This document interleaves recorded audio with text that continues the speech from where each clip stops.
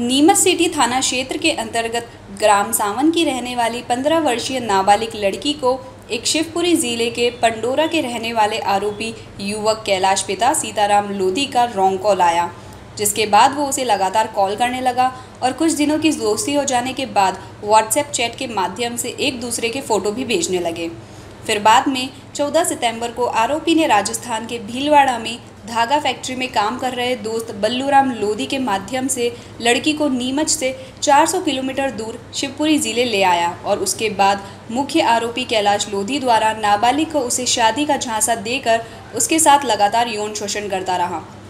परिजनों की रिपोर्ट के आधार पर नीमच सिटी पुलिस ने लड़की की तलाश और आरोपी की गिरफ्तारी को लेकर योजना बनाई और लड़की के फ़ोन कॉल डिटेल्स के आधार पर पुलिस 3 दिन के अंदर शिवपुरी जिले पहुंची और आरोपी के स्थान पर दबिश देकर लड़की को बरामद कर आरोपी कैलाश व उसके दोस्त बल्लूराम लोधी को गिरफ्तार कर आरोपियों के खिलाफ बलात्कार की धारा और पास्को एक्ट के तहत मामला दर्ज किया गया।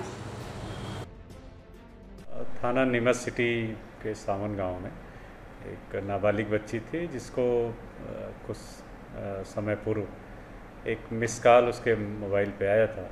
उस मिस कॉल के बाद इसने उस पर बात की।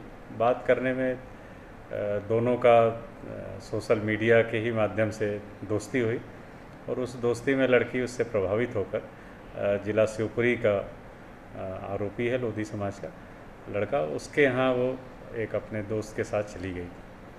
जाने के बाद वहाँ उसने शादी या अन्य कोई इस तरह का जो प्रलोभन दिया था उसकी आड़ में इस लड़की का यौन शोषण भी किया था।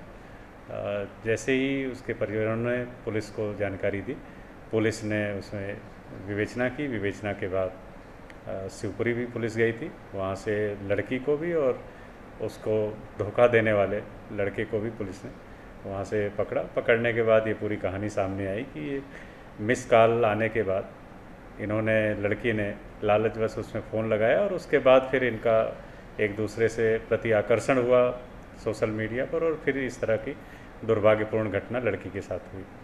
इसमें दोनों को गिरफ्तार किया गया है। मैं इसमें ज़रूर ये कहना चाहूँगा कि सोशल मीडिया, व्हाट्सएप, फेसबुक और अन्य जो साधन हैं उनका इस्तेमाल करते समय, उस पर लोगों से चैट करते समय इस बात का ध्यान रखा जाए कि जिसको व्यक्तिगत रूप से, भौतिक रूप से हम जानते हैं उन्हीं के साथ ही कोई बात की जाए, उन्हीं के साथ कोई कॉन्फिडेंशियल चीज़ें शेयर की जाएं।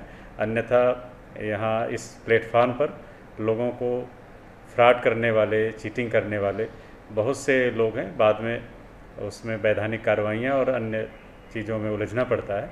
ज़्यादा बेहतर होगा कि ऐसे लोगों से हमें सावधान रहना चाहिए, बचना चाहिए। अगर सावधानी रखेंगे तो निश्चित रूप से इस तरह की घटनाओं की कोई पुनरावृत्ति नहीं होगी। विशेष रूप से युवा वर्ग इसको ध्यान रखे तो निश्चित रूप से वो नीमच से दीपक खताबिया की रिपोर्ट।